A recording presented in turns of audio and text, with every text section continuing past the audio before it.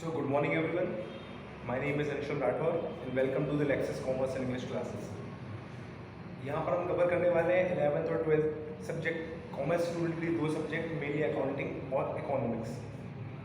आज हम लेंगे थोड़ा सा एक ओवरव्यू 11th क्लास के कॉमर्स स्टूडेंट्स के लिए, जहाँ पर हम अकाउंटिंग सब्जेक्ट पे थोड़ा सा ओवरव्यू देख लेंगे कि क्या हमारी प्रोसेस रहने वाली है 11th के अकाउंटिंग के कॉमर्स स्टूडेंट्स के लिए। तो थोड़ा सा हम आज एक ओवरव्यू लेंगे और जैसा मैंने बोला कि दो सब्जेक्ट्स हम यहाँ पर कवर करने वाले हैं, अकाउंटिंग और इकोनॉमिक्स। यूट्यूब पे ये सारे lectures free of cost available होंगे, मेनली उन स्टूडेंट्स के लिए जो प्राइवेट क्लासेस वगैरह अफोर्ड नहीं कर सकते हैं, तो उनके लिए मैं यहाँ पर यूट्यूब पे free of cost lecture upload करके चल रहा हूँ। तो आज हमारा जो फोकस है वो है 11th क्लास के अकाउंटिंग सब्जेक्ट में। तो थोड़ा सा हम देख लेते हैं ओवरव्यू और क्या प्रोसेस रहने वाली है। और पहले हम देख लेते हैं कि हमारा सिलेबस एक्चुअल में 11th क्लास में क्या है। तो स्टार्टिंग जो हमारी होने वाली है, तो सबसे पहला क्वेश्चन हमारे दिमाग में आता है जब हम अकाउंट्स की बात करते हैं कि व्हाट इज अकाउंटिंग।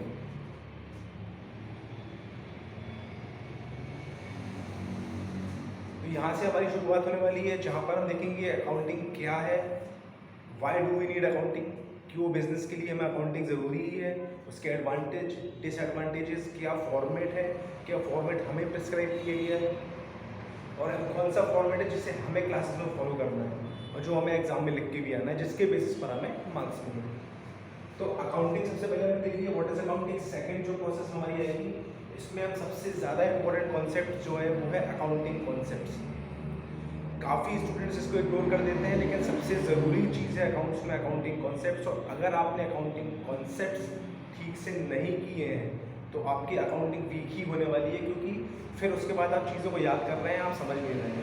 तो सबसे ज़रूरी टॉपिक हमारा होने वाला है अकाउंटिंग कॉन्सेप्ट्स, और इसे बिल्कुल भी स्किप मत कीजिएगा, चाहे वो किसी भी स्ट्रीम के स्टूडेंट से, चाहे वो 11th हो, 12th हो, बीकॉम हो, बीबीए हो। अगर उन्हें थोड़ा भी डाउट है अकाउंट्स में किसी बेसिक्स को लेकर, तो अकाउंटिंग कॉन्सेप्ट्स अगर आपने क्लियर करनी है, अच्छे से पढ़नी है, तो फिर आपको अकाउंट्स को याद करने की ज़रूरत नहीं है। आप इतने इजी तरीके से अकाउंट्स को समझ जाएंगे कि आपको किसी और चीज़ की ज़रूरत नहीं पड़ने वाली है यहाँ। तो सबसे पहले जो हो गया व्हाट इज अकाउंटिंग। यहाँ पर हम अकाउंटिंग के ऑब्जेक्ट्स, एडवांटेज, डिसएडवांटेजेस, ये सारी चीज़ें डिस्कस करके चलेंगे। सेकंड टॉपिक हमारा आएगा, ये आएगा अकाउंटिंग कॉन्सेप्ट्स, जिसमें डिफरेंट टाइप के कॉन्सेप्ट्स हैं, जैसे एंटिटी, सेपरेट एंटिटी कॉन्सेप्ट्स और legal entity concepts, going concern concepts, ये सारी चीज़ें हम डिस्कस करके चलेंगे क्लासेस में। उसके बाद जो सबसे प्रोसेस हमारी आती है वो आएगी जर्नलाइज, यानी कि जर्नल एंट्री। वैसे आप में से अगर किसी फैमिली में जो बिजनेस वाले हैं वो उन्होंने सुना होगा इस टर्म को, जर्नल एंट्रीज या एंट्री करना अकाउंट बुक्स ऑफ अकाउंट्स में। तो ये सारी चीज़ें हम क्लास में डिस्कस करके चलेंगे। ये हमारी प्रोसेस होने वाली है। थर्ड स्टेप पर हमें आएंगे जनरल एंट्री पर। और जनरल एंट्री करने से पहले, क्योंकि हमें डिफरेंट हेड समझना पड़ेंगे, डिफरेंट नेम समझना पड़ेंगे, कुछ अकाउंटिंग टर्म्स हैं जिससे हमें थोड़ा फेमिलियर होना पड़ेगा। तो जनरल एंट्री करने से पहले इसमें काफ़ी सारी चीज़ें जिसमें हमारी होंगी अकाउंटिंग टर्म्स। अकाउंटिंग टर्म्स जैसे कि डेटर्स, क्रेडिटर्स, इस तरह की टर्म्स हैं। Current liability, current assets, short term assets, secured loans, unsecured loans, ये सारी टर्म्स हम डिस्कस करके चलेंगे। उसके बाद इसी में हम देखेंगे कि डिफरेंट टाइप से अकाउंट्स क्या होते हैं, जैसे कि real account, nominal account, personal account, और इनके बेसिस पर क्या डेबिट होता है, क्या क्रेडिट होता है। ये ज़रूर आपने सुना होगा डेबिट के करना है, क्रेडिट के करना है। या आपने डेबिट क्रेडिट कभी ना कभी किसी के पूछे तो आपने सुना होगा कि डेबिट क्रेडिट एंट्रीज में होता है, तो वो क्या होता है। ये सारी चीज़ें हम डिस्कस करके चलेंगे। डेबिट क्रेडिट, इसमें अपना टाइप्स ऑफ अकाउंट्स आ गए जो मैंने बताया आपको, रियल, नॉमिनल, पर्सनल, और इन्हीं के अंदर दिए गए 3 गोल्डन रूल्स ऑफ अकाउंटिंग, जिनको हम क्लास में डिस्कस करके चलेंगे। और ये कुछ ऐसी चीज़ें अगर आपने शुरू से ही अच्छे से नहीं किए तो आपके अकाउंटिंग कॉन्सेप्ट्स कभी ठीक नहीं होने वाले। फिर आपको जनरल एंट्रीज पास करते समय हमेशा डाउट रहेगा, और जो कि यूजुअली होता है काफ़ी स्टूडेंट्स के साथ। थर्ड स्टेप जो हमारा आएगा वो आएगा posting in ledgers.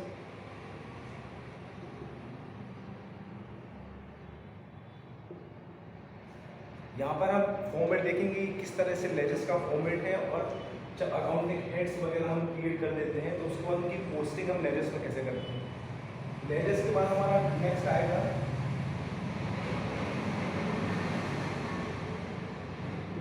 Trial balance. जब हमारे पास सारे अकाउंटिंग हेड्स हो जाएंगे उनको हम लेजर्स में पोस्टिंग कर देंगे, तो इसके भी इस पर हम ट्रायल बैलेंस बनाएंगे जिसमें सारे हेड्स की एक तरह से बैलेंस रहेगा। मेनली ट्रायल बैलेंस का यूज होता है अरिथमेटिकल एक्यूरेसी वगैरह चेक करने के लिए अकाउंट्स की, तो ट्रायल बैलेंस हम सीखेंगे। और देखिए किसी भी टर्म से अगर आप फेमिलियर नहीं है तो उसमें कुछ डरने की या कुछ घबराने की जरूरत नहीं है, सारी चीज़ें हम डिस्कस करके चलेंगे। आज क्योंकि पहली क्लास है तो हम थोड़ा सा फ्लो देख रहे हैं कि किस तरह से हमारा सिलेबस है और किस तरह से सिलेबस को हम कवर करने वाले हैं। तो ट्रायल बैलेंस के बाद हमारा आ जाएगा प्रॉफिट एंड लॉस और ट्रेडिंग। पहले ट्रेडिंग अकाउंट बनेगा, उसके बाद फिर हम प्रॉफिट एंड लॉस अकाउंट लिखेंगे। आप में से अगर किसी ने सुना हो कि ग्रॉस प्रॉफिट, नेट प्रॉफिट, इस तरह की टर्म्स जो यहाँ पर आने वाली हैं। फिर उसके बाद एक ऐसी टर्म जो शायद सभी ने सुनी होगी, शायद कभी बनाई ना हो, लेकिन बैलेंस शीट सबने सुनी होगी। तो बैलेंस शीट बनाएंगे, इसी को हम दूसरी टर्म्स में, ये जो आखिरी के दो टॉपिक है इन्हीं को हम बोलते हैं finalisation of accounting,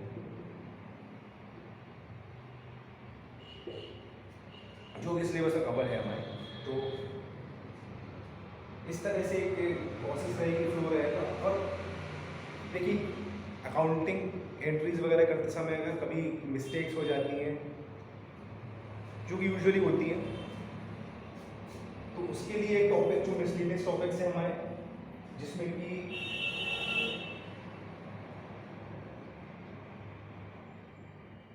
rectification of errors. इसमें हम बात करेंगे कि ये सिस्टम कोई ऑटोमेशन में तो है नहीं, ये तो हम खुद ही जनरेटिंग्स पास करेंगे, तो इसमें हमारे पास ऑप्शन नहीं रहेगा जो कि हम डिलीट कर दें और फिर से जनरेट ही कर दें।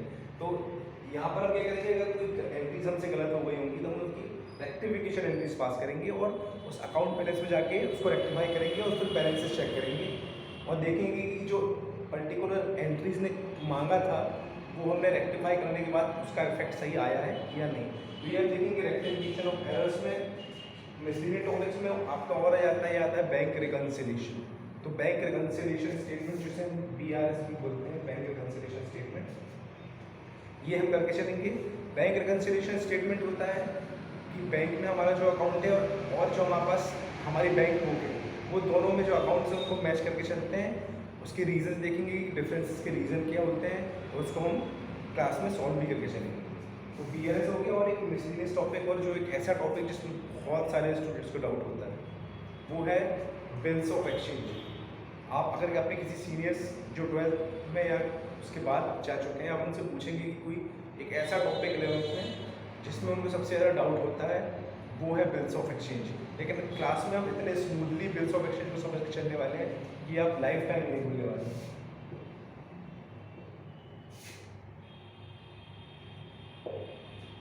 इस तरह से ये है एक तरह से एक ओवरव्यू, जिस तरह से क्या फ्लो रहने वाला है और किस तरह से हम अकाउंट्स को करने वाले हैं, ये होता है फ्लो। और प्रैक्टिकल लाइफ में भी यही फ्लो फॉलो किया जाता है। और सबसे पहले स्टूडेंट्स आप सभी को एक चीज़ बता दूं कि जब भी आप कहीं भी क्लासेस के लिए जाएं, जिस तरह से आप कोई प्रोडक्ट ऑनलाइन परचेज करते हैं तो थोड़ा सा उसका R&D करते हैं, वैसे ही जब आप किसी क्लासेस में जाते हैं तो टीचर्स के बारे में भी थोड़ा सा R&D कर लीजिए, क्योंकि सिर्फ थ्योरेटिकल नॉलेज होने से कुछ नहीं होगा। अगर टीचर्स को थोड़ा सा प्रैक्टिकल नॉलेज भी है, थोड़ा सा प्रैक्टिकल एक्सपोजर भी है, उसके बारे में भी थोड़ा पता कीजिए।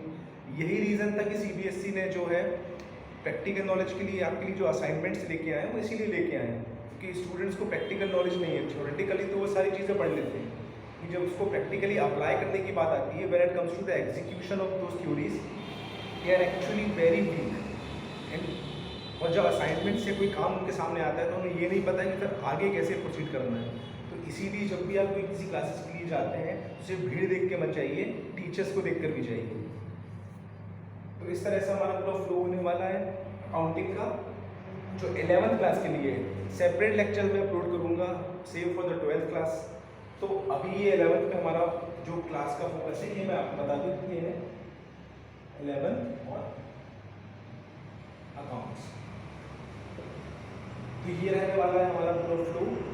और एक चीज़ आपको पहले बता दूं कि क्योंकि ये लेक्चर्स हम फ्री ऑफ कॉस्ट यहाँ पर अपलोड कर रहे हैं, खासकर उन स्टूडेंट्स के लिए जो प्राइवेट क्लासेस अफोर्ड नहीं कर सकते हैं, तो प्लीज़ आप सभी से रिक्वेस्ट है चैनल को ज़रूर सब्सक्राइब कीजिए, बेल आइकॉन ज़रूर प्रेस कीजिए, ताकि जो भी नोटिफिकेशन रहेंगे वो आपको पता चल जाएंगे, नेक्स्ट वीडियोस कब अपलोड होंगे उसकी इंटीमेशन आपको मिल जाएगी। और कुछ टॉपिक्स हैं, चाहे वो 11th के स्टूडेंट्स हों, 12th के हों, BCom हो, MCom हो, BBA हो, अगर आपको भी किसी टॉपिक को लेकर कोई डाउट है, अकाउंटिंग या इकोनॉमिक्स, और इवन जो लोग BCom MCom टैक्सेशन से कर रहे हैं, जिन्होंने GST या इनकम टैक्स वगैरह जिनको कुछ प्रॉब्लम है, तो आप मुझे ज़रूर कमेंट बॉक्स में कमेंट करके बताइए कि कौन सा टॉपिक्स मुझे आपके सामने कवर करना चाहिए। तो वो सारे टॉपिक्स हम यूट्यूब में आपके लिए अपलोड करके चलेंगे और मेक श्योर करेंगे कि जो सारे डाउट्स हैं आपके वो क्लासेस में रिजॉल्व हो जाए। तो इस तरह से हमारा फ्लो रहने वाला है।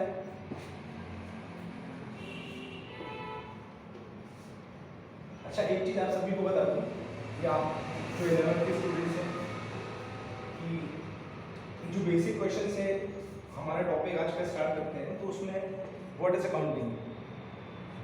तो वैसे एक क्वेश्चन आप सभी से पूछूंगा कि आपने अपनी लाइफ में कभी ना कभी अकाउंटिंग की है या नहीं है। अगर आपका आंसर नो आ रहा है तो फिर आप गलत हैं। आप सभी ने कभी ना कभी अपनी लाइफ में अकाउंटिंग की है, बाय डिफॉल्ट की है, लेकिन आपको पता नहीं है। ये उसी तरह जैसे एक अमेजोन की एड आपने देखी होगी कि you have it but you don't know about it. So वही चीज़ें आपने की हुई है अकाउंटिंग, लेकिन आपको इस बारे में आइडिया नहीं है। मैं एग्जांपल दूंगा तो आपको क्लियर हो जाएगी चीज़ें। देखिए, जब भी हम घर में मंथली बजट बनाते हैं किसी भी चीज़ का, खासकर जो सबसे कॉमन चीज़ है उसका बता देता हूँ आपको। जो हमारे घर में जो मिल्क सप्लाई होता है उसका तो है, कम से कम हम एक मंथली बजट बनाते हैं ना। बजट मीन्स कि हम एक 30 दिन का जो हमारा पर मंथ का जो पूरा रिकॉर्ड है वो अपने पास रखते हैं। उसके बेस पर फिर हम उनको जो मंथ एंड पे सेटलमेंट होता है, जो बिल होता है वो देते हैं। तो ये कैलकुलेशन हम भी करते हैं ना अपने अपने हिसाब से कि अगर फॉर एग्जांपल ₹50 पर लीटर है और 30 डेज इन अ मंथ, तो 1500 रुपीज़ हम उनको दे देते हैं। तो ये जो हमने की है पूरे पर मंथ जो पूरा रिकॉर्ड मेंटेन किया है 1 to 30 डेज तक का, यही तो अकाउंटिंग है। बस ये है कि हमने वो जो प्रॉपर फॉर्मेट जो प्रिस्क्राइब है वो फॉलो नहीं किया है, लेकिन मेंटेन तो किया है। इसी को बोलते हैं accounting. But this is accounting for only for that particular milk. इसी तरह से अकाउंटिंग जो बड़े लेवल पर होगी वो होगी बिजनेस के लिए। अब बिजनेस में तो कितने सारे ट्रांजेक्शन्स होते हैं। सबसे पहले जो ओनर होगा वो अपनी कैपिटल लेके आएगा बिजनेस में।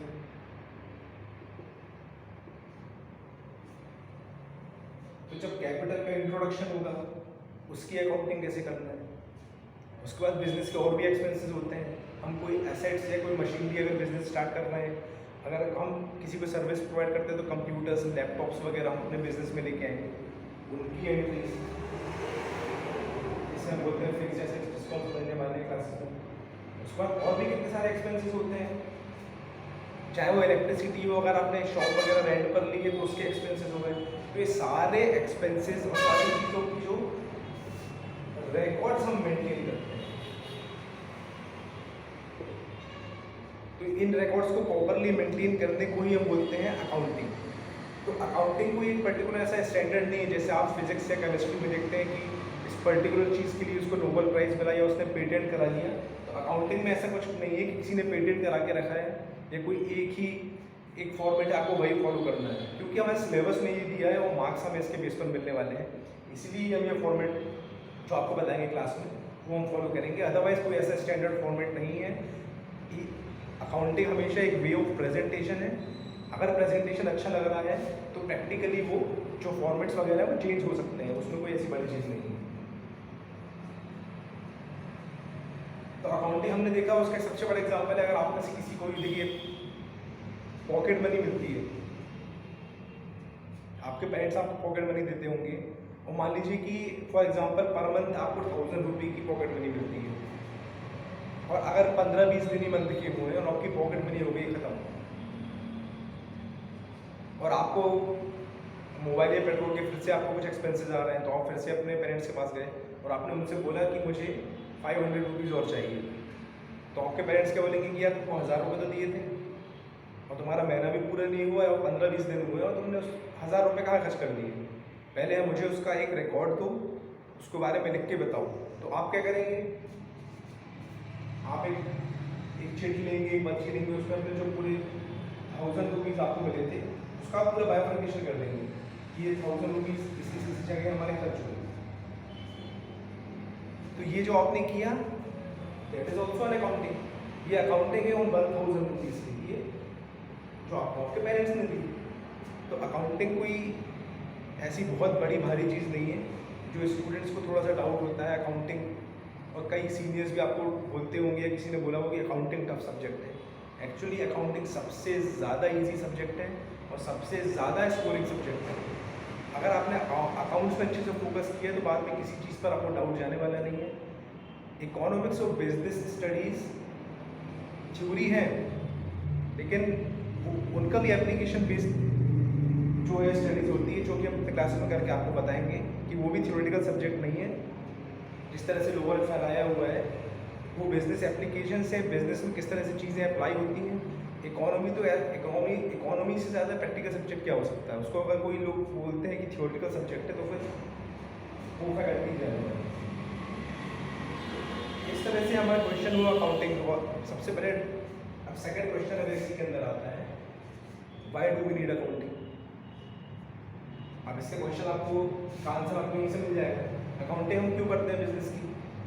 जब आपके पेरेंट्स ने आपसे बोला था कि उस 1000 रुपीज़ का मुझे पूरा एक ब्यौरा दो, एक रिकॉर्ड दो कि वो 1000 रुपीज़ कहाँ गए, तो आपने एक लिस्ट बना के दी कि 1000 रुपीज़ यहाँ पर एक्सपेंस हुए। वैसे ही बिजनेस का पूरा रिकॉर्ड रखना कि बिजनेस में हमें जो एक्सपेंसेस लगाए हैं, क्या क्या खर्चा किया है, अगर हमें कुछ इनकम मिली है तो किस सोर्स से मिली है, क्या वो हमें हमारे बिजनेस जोड़ने की उससे मिली है, बैंक के इंटरेस्ट मिलती है, क्या उससे हमें इनकम मिली हुई है। ये सारी चीज़ें जब मिलती हैं, एक एक एक्सपेंस, सारी इनकम्स, इन्वेस्टमेंट्स, सारी चीज़ें मिलकर उनको प्रॉपर मेंटेन किया जाता है, तो बनती है अकाउंटिंग। जो सेकंड क्वेश्चन था मेरा कि why do we need accounting. Sources,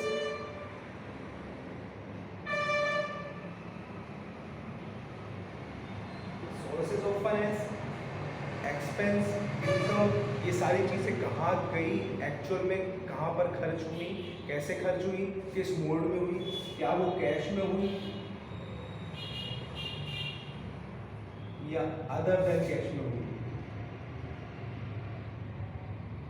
ये सारी चीज़ें हमें कहाँ से पता चलेगी, हमें अपने बुक्स ऑफ अकाउंट से, हमें अपनी अकाउंटिंग से ही पता चलेगी कि जो सारे एक्सपेंस खर्चे हो रहे हैं, जो इनकम हमारे लिए हो रही है, जो इन्वेस्टमेंट हमने बिजनेस के लिए किया हुआ है, कितना किया हुआ है, कब किया हुआ है और किस मोड में किया हुआ है। मोड मीन्स कैश में किया है या अदर देन कैश में किया है। ये सारी चीज़ें हमें अपनी अकाउंटिंग से पता चलती हैं, इसलिए वी नीड अकाउंटिंग, इसीलिए हम अकाउंटिंग करते हैं। अब नेक्स्ट क्वेश्चन आता है कि बेनिफिट्स या एडवांटेजेस क्या होंगे। वैसे तो आप समझ गए होंगे कि जब हमें सारे सोर्सेस पता होंगे, जैसे बिजनेस के लिए अगर हमने लोन लिया है तो हमने लोन की भी एंट्री पास की होगी अपने बिजनेस में कि हमने बिजनेस के लिए लोन लिया है, उस लोन पे अब इंटरेस्ट भी जाएगा, उसकी प्रिंसिपल की भी रीपेमेंट करेंगे हम। तो ये सारी चीज़ें हमें यहाँ से पता चल जाएगी हमारी बुक्स ऑफ अकाउंट से कि हमारी बुक्स ऑफ अकाउंट्स हमने मेंटेन की है। आपको बुक्स ऑफ अकाउंट्स क्या होती है, अकाउंटिंग हमेशा बुक्स ऑफ अकाउंट्स की जाती है। ये सारी चीज़ें हमारी आगे क्लासेस में डिस्कस होने वाली है।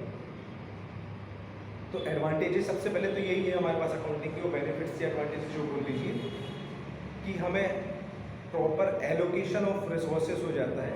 ये पता चल जाता है कि एक्सपेंस हमारे बिजनेस के लिए हुए या क्या इनकम आई, उनके सोर्सेज, उनकी रिकॉर्डिंग प्रॉपर हुई कि नहीं, जो सबसे ज़रूरी चीज़ है जिसके लिए कोई भी पर्सन बिजनेस करता है वो है प्रॉफिट। यार बिजनेस कोई भी कुछ करेगा, कुछ कमाने के लिए करेगा ना, तो प्रॉफिट की जब बात आती है तो प्रॉफिट किसी बिजनेसमैन को कैसे पता चलेगा ईयर एंड पर? सिंपली अगर हम भी कोई बिजनेस या थोड़ा बहुत कुछ करने जाते हैं तो हम ये देखते हैं कि यार हमने इतना खर्चा किया, उसके बाद हमें इतना मिला, तो ईयर एंड पे हमारा प्रॉफिट या लॉस क्या आ रहा है, उसको अपनी फाइनेंशियल पोजीशन तो एक्चुअल में पता चले कि ईयर एंड पर या मंथ एंड पर, क्वार्टर एंड पर वो बिजनेसमैन के ऊपर कि वो अपनी कैलकुलेशन मंथली कर रहा है, क्वार्टरली कर रहा है या ईयरली कर रहा है। प्रैक्टिकली ईयरली की जाती है, लेकिन अगर आपको पता करना है तो प्रॉफिट या लॉस आपने किया मंथली भी पता कर सकते हैं, क्वार्टरली भी पता कर सकते हैं। तो सबसे बड़ा फैक्टर जो हो जाता है कि हमें अकाउंटिंग करने पर कि हमें ये पता चलता है कि हमारे बिजनेस प्रॉफिट में है या लॉस में है। ये एक ऐसी चीज़ है प्रॉफिट जिसके लिए कोई बिजनेस करता है। बिजनेस में सबको प्रॉफिट कमाना है इसीलिए बिजनेस किया जाता है, अदरवाइज लॉस के लिए कोई बिजनेस करता नहीं है। तो इस तरह से हमारी एक प्रोसेस होगी कि अकाउंटिंग क्यों करते हैं, रीज़न क्या है, उसके एडवांटेजेस हो गए। अब आपको एक चीज़ यहाँ पर बता दूँ कि हमारी क्लासेस में जो हमारा प्रोसेस रहने वाला है, जो मैंने पहले डिस्कस किया था, एक ओवरव्यू दिया था आपको, हम कवर करने वाले हैं पूरी NCERT। तो we will cover entire NCERT in our class and we will cover each and every question in our classes. जो एक्सरसाइज में क्वेश्चन दिए रहते हैं NCERT के, वो भी सारे क्वेश्चन हम अपने क्लास में डिस्कस करके चलेंगे। कुछ क्वेश्चन होंगे जो बहुत इजी होंगे जिनको हम क्लास में डिस्कस कर लेंगे, लेकिन उसके आंसर्स भी आपको आप चाहेंगे तो मैं प्रोवाइड करवा दूंगा NCERT के। तो हमारा जो मेन फोकस होने वाला है वो होने वाला है NCERT। जैसे ये अकाउंटिंग के लिए मैंने वीडियो अपलोड किया, वैसे ही इकोनॉमिक्स के लिए भी करूँगा, चाहे वो 11th क्लास हो चाहे वो 12th क्लास हो। अच्छा, एक क्वेश्चन यहाँ पर कई कॉमन मिलते हैं पूछने की, सिलेबस किस बोर्ड का है, CBSE का है या किसी स्टेट बोर्ड का है पर्टिकुलर। तो देखिए, स्टैंडर्ड वे में अगर मैं आपको बात करूँ तो ऑब्वियसली CBSE का हम कवर करने वाले हैं। और वैसे भी अभी अगर आप सिलेबस कंपेयर करेंगे तो जो स्टेट बोर्ड्स हैं और जो CBSE है तो कोई बहुत ज़्यादा डिफरेंस नहीं है। और जब सबसे बड़ा जो चीज़ है वो ये कि हम NCERT आपके सामने कवर कर देंगे और एक तरह से NCERT से ही सारे क्वेश्चंस वगैरह जो है उसकी कवरेज एग्जाम्स में दी जाती है। जब हम NCERT कवर कर लेंगे तो फिर आपको इस चीज़ में जाने की ज़रूरत नहीं कि क्लासेस में जो हो रहा है वो एज पर CBSE बोर्ड है या एज पर स्टेट बोर्ड है। लेकिन अगर कोई एक तो टॉपिक कुछ डिफ्रेंशिएट होते हैं तो आप मुझे डेफिनेटली कमेंट बॉक्स में बताइएगा, वो भी हम क्लासेस में कवर करके चलेंगे।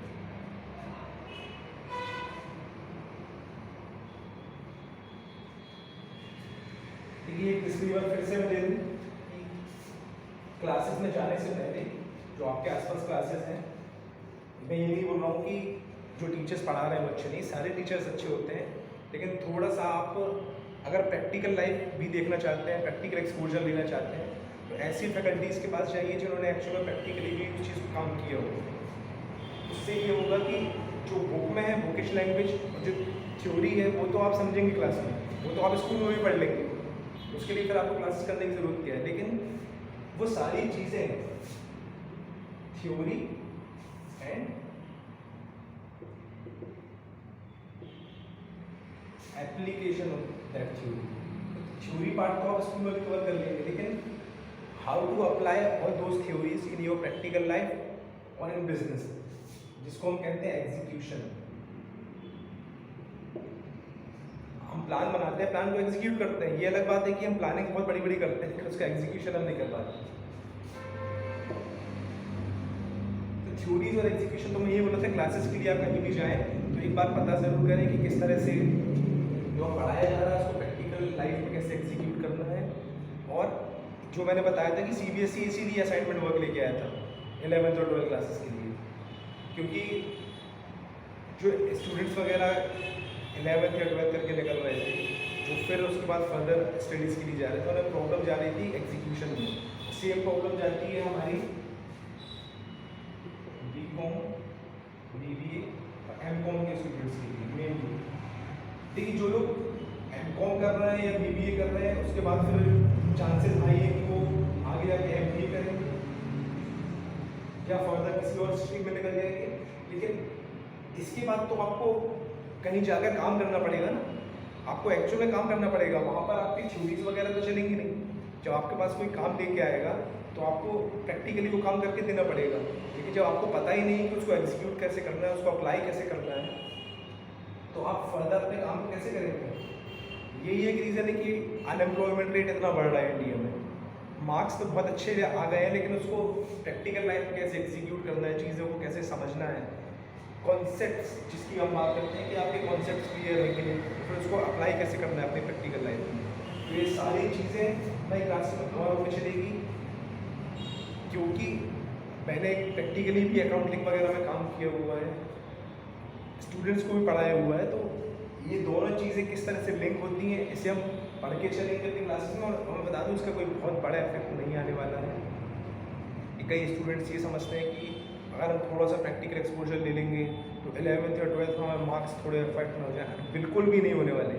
मैं आपको जब थ्योरी और जब सारे टॉपिक्स हमारे हम कवर करते चलेंगे, चाहे वो अकाउंटिंग की सारी प्रोसेस वगैरह हो, किस तरह से उसको प्रैक्टिकल लाइफ में हम लिंक कर देंगे, आपको पता भी नहीं चलेगा। अगर मैं आपको नहीं बताऊंगा तो आपको पता भी नहीं चलेगा। और हमारी पूरी क्लासेस प्रैक्टिकली जो बिजनेस में क्या होता है और क्या होना चाहिए, वो सारी चीज़ें हमारी लिंक हो जाएगी क्लासेस में ही। और आपको एक्चुअल में कहीं बाहर जाके कुछ भी सीखने की करने की ज़रूरत नहीं है।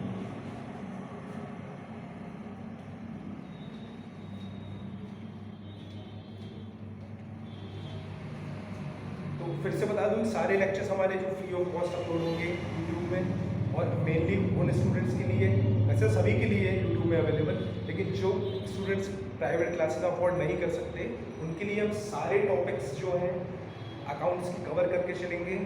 और आपको कोई भी डाउट हो, कोई भी पर्टिकुलर टॉपिक हो जिस पे आपको कुछ पूछना हो, तो आप डेफिनेटली कमेंट बॉक्स में लिखिए। उसके पहले चैनल को सब्सक्राइब जरूर कीजिए। Second and the most important topic, that is accounting concepts.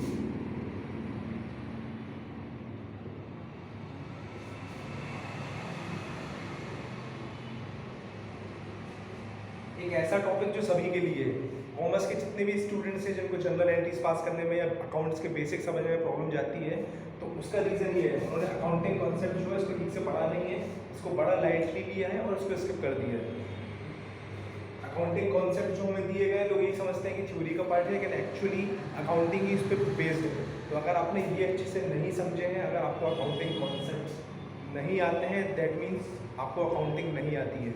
इसलिए हमारा फोकस बहुत अच्छे से रहने वाला है इस पर, और एग्जाम में भी क्वेश्चंस यहाँ से डेफिनेटली आते ही आते हैं।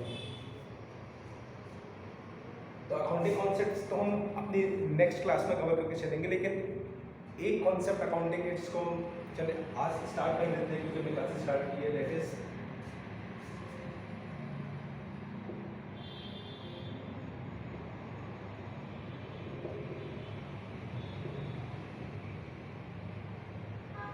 पहला कॉन्सेप्ट जो हम डिस्कस करने वाले हैं, that is business entity concept. और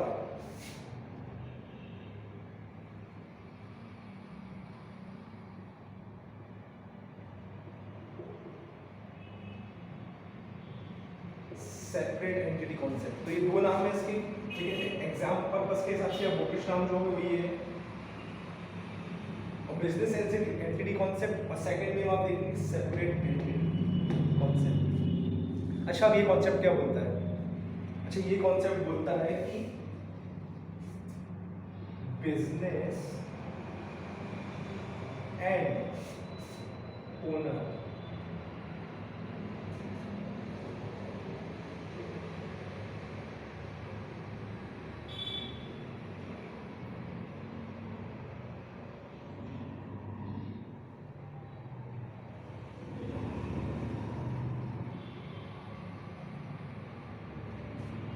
जो बिजनेस है और जो उसका ओनर है वो दोनों डिस्टिंक्ट पर्सन है।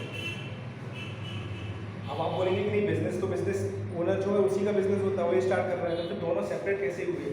यही हमें बताता है बिजनेस एंटिटी कॉन्सेप्ट, कि जो बिजनेस है और जो उसका ओनर है, दोनों को सेपरेट जो है वो ट्रीट किया जाता है। और क्यों किया जाता है उसका रीज़न है।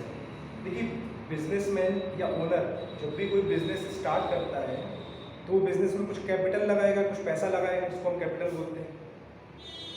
तो अब अब जब उसने बिजनेस के लिए अपना कैपिटल, अपना पैसा लगाया है, तो now it is the responsibility of business कि वो जो पैसा ओनर ने अपने बिजनेस में लगाया है उसको उस इन्वेस्टमेंट या उस कैपिटल के बदले कुछ रिटर्न दे, कुछ कमा के दे। तो इसीलिए ये बिजनेस की लायबिलिटी हो जाती है एक तरह से कि जो बिजनेस में ओनर ने पैसा लगाया है, इन्वेस्टमेंट किया है, जो कैपिटल लगाई है, उसके बदले में now it is the liability of business की कुछ अर्न करके दे, कुछ कमा के दे अपने ओनर को। इसीलिए जब हम आगे पढ़ेंगे अपनी बैलेंस शीट, और बैलेंस शीट के अंदर दो हेड होते हैं, एक लायबिलिटी और एसेट्स। इसीलिए because of business entity concept और separate legal entity concept, capital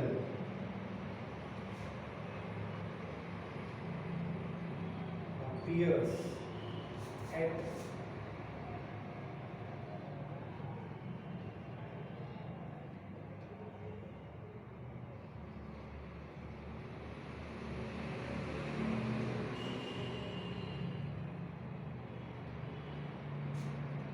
capital appears at liability side of balance sheet. जब हम बैलेंस शीट बनाएंगे हमारे बिजनेस की, ठीक है, अकाउंटिंग या जो भी प्रोसेस हम फॉलो करेंगे उसमें तो हमारे बिजनेस का नाम ही आएगा। तो बैलेंस शीट जब हम बिजनेस की बनाएंगे, जब हम समझेंगे आगे जाके कि उसमें दो हेड होते हैं, एक होता है लायबिलिटी और एक होता है असेट्स। तो क्यों लायबिलिटी साइड में हमारी कैपिटल आती है, ये आप समझेंगे, और उसका रीज़न मैंने आपको बताया।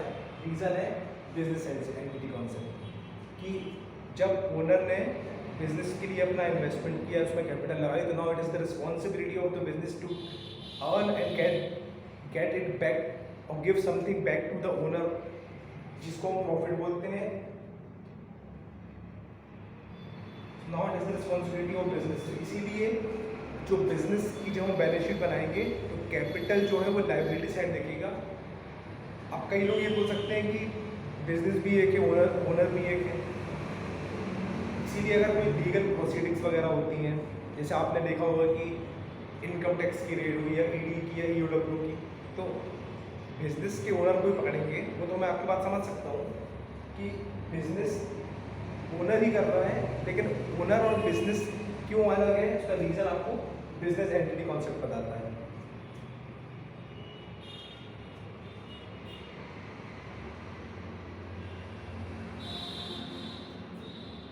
ये एक कॉन्सेप्ट जिसके बारे में हमने डिस्कस किया, उसको हम थोड़ा सा और आगे एलेबरेट करेंगे और समझेंगे, लेकिन आज का वीडियो हम फिलहाल यहाँ पर ख़त्म कर रहे हैं।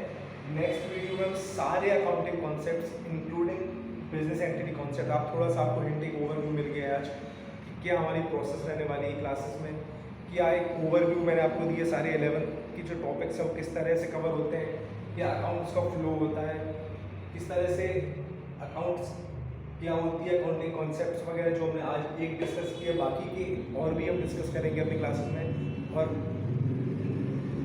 मेक श्योर करेंगे कि सारे अकाउंटिंग कॉन्सेप्ट्स जो हैं वो नेक्स्ट क्लास में आप पे कवर हो जाएं, क्योंकि थोड़ा सा आप देखेंगे तो जुलाई, अभी अगस्त चल रहा है, तो सिलेबस में थोड़ा सा डिले हुआ है। काफ़ी स्टूडेंट्स को ये डाउट होता है कि क्या अभी क्लासेस स्टार्ट करी है तो क्या सिलेबस कंप्लीट हो पाएगा कि नहीं।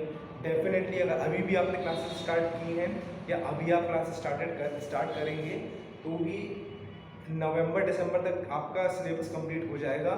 उसमें आपको कोई ज़्यादा सोचने की ज़रूरत नहीं है, सिर्फ क्लासेस को फॉलो कीजिए और डेफिनेटली चैनल को सब्सक्राइब करना मत भूलिए। ये फ्री ऑफ कॉस्ट लेक्चर्स हैं जो मैं आप सभी के लिए अपलोड करने वाला हूँ।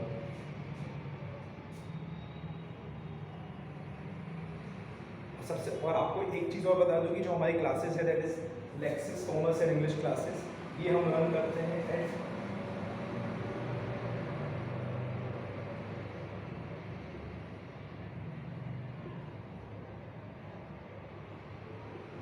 जबलपुर मध्य प्रदेश। तो हमारी क्लासेस है फेस टू फेस क्लासेस भी चलती है हमारी।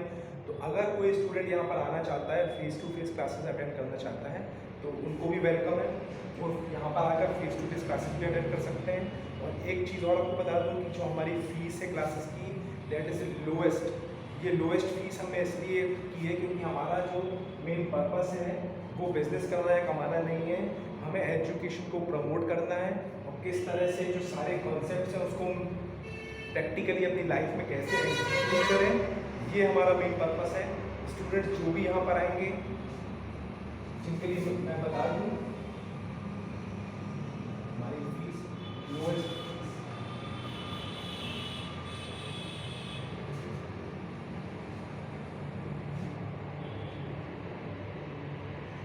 सबसे लोएस्ट फीस हमारी सिटी में है, लेकिन इसका रीज़न मैंने आपको बताया, एजुकेशन को प्रमोट करना हमारा रीज़न है, कमाना या बिज़नेस करना हमारा रीज़न बिल्कुल भी नहीं है। इसीलिए मैं फ्री ऑफ कॉस्ट भी जो लेक्चर्स हैं वो अपलोड करके चलूँगा। ये नहीं, सारे टॉपिक्स के जो लेक्चर्स हैं वो फ्री ऑफ कॉस्ट यूट्यूब में आपका अपलोड होंगे। अगर आप चाहें तो यूट्यूब में भी उसको देख सकते हैं अपनी सुविधा के हिसाब से। जिस तरह से 11th की हमने बात की है, सेम हम बात करेंगे अकाउंट्स में 12th क्लास की भी, जिसमें हम बात करेंगे नॉन प्रॉफिट ऑर्गेनाइजेशन की। तो वो जो नेक्स्ट लेक्चर अपलोड होगा 12th क्लास के लिए, वो 12th क्लास के स्टूडेंट्स के लिए, जिसमें हम नॉन प्रॉफिट ऑर्गेनाइजेशन जो है उसको पूरा उठाएंगे, पूरा उसको समझते चलेंगे, उसकी पूरी R&D करेंगे और प्रैक्टिकल लाइफ में किस तरह से उसका एग्जीक्यूशन होता है, ये सारी चीज़ें हम कंप्लीट करके चलेंगे। तो फिलहाल आज के लिए इतना ही। मैंने आपको बताया हमारी क्लासेस हैं, मोबाइल नंबर मेरा लिखा हुआ है, अगर किसी को भी कांटेक्ट करना है तो आप इस नंबर पर मुझे कांटेक्ट कर सकते हैं। अगर physical face to face classes अगर अटेंड करनी है तो उसके लिए भी आप मुझे कांटेक्ट कर सकते हैं यहाँ पर।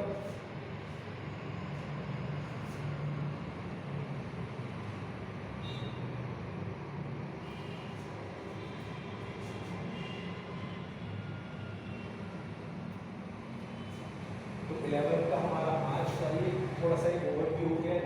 नेक्स्ट क्लास जो हमारी 11th क्लास की होगी उसमें हम अकाउंटिंग कॉन्सेप्ट को डिस्कस करेंगे और 12th क्लास के लिए मैं डिफरेंट जो है अलग वीडियो अपलोड करके चलूँगा।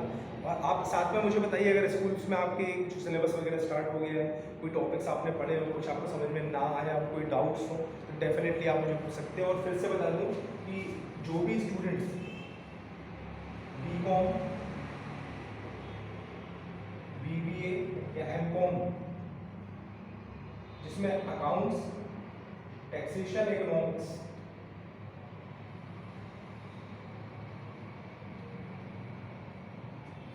क्योंकि मेनली BCom और MCom वगैरह के जो स्टूडेंट होते हैं, खासकर जिन्होंने टैक्सेशन लिया हुआ है, कॉलेज में आपको पता है कॉलेज में क्या पढ़ाई की जाती है, क्या करवाई जाती है और स्टूडेंट्स पे कितने ध्यान देते हैं ये भी आपको पता है। तो अगर किसी को भी डाउट्स हो रिगार्डिंग इनकम टैक्स और GST, उसके लिए भी आप मुझे कमेंट बॉक्स में कमेंट करके बताइए कि इनकम टैक्स या GST में आपको किस टॉपिक को लेकर डाउट है, या इनकम टैक्स या GST समझ में नहीं आ रहा है, तो वो सारी क्लासेस के लिए भी आप मुझे कमेंट बॉक्स में कमेंट करके बताइए। अगर मुझे लगा कि आपको डाउट ज़्यादा है या कुछ कमेंट्स मुझे ज़्यादा आते हैं इनकम टैक्स या GST के रिगार्डिंग, डेफिनेटली हम उस पर भी यूट्यूब में वीडियो अपलोड कर देंगे। और फेस टू फेस क्लासेस जो हमारी चल रही है उसमें भी हम सारे टॉपिक्स कवर करके चलते हैं, चाहे वो BCom, MCom या BB के स्टूडेंट्स हों, including accounts, economics and GST and income tax. So thank you very much students. आज का जो लेक्चर है हमारा, वो वीडियो जो यहाँ पर खत्म करते हैं हम, कि नेक्स्ट वीडियो जो हमारा है उसे देखना मत भूलिए। अकाउंटिंग कॉन्सेप्ट्स हम डिस्कस करने वाले हैं और नेक्स्ट वीडियो जो 12th के लिए होगा वो तो मैं सेपरेट आपके लिए वीडियो अपलोड करके चलूँगा। तो 11th क्लास के लिए फिलहाल इतना ही। Thank you very much. और चैनल को सब्सक्राइब ज़रूर करें, नोटिफिकेशन की बेल आइकन प्रेस करें, ताकि नेक्स्ट लेक्चर्स जो भी अपलोड होंगे वो सारे आपको पता चल जाएंगे और आप उनको टाइमली देखते चलें। और जो भी क्लास वर्क या होमवर्क थोड़ा आपको जो भी प्रोवाइड करूँगा उसको डेफिनेटली करके चलें। So thank you very much. और किसी को भी कांटेक्ट करना है तो कांटेक्ट नंबर यहाँ पर दिया हुआ है। क्लासेस में अगर जो आना चाहते हैं तो always welcome. So thank you very much students. Next lecture में हम मिलते हैं, तब तक के लिए टिल देन गुड बाय।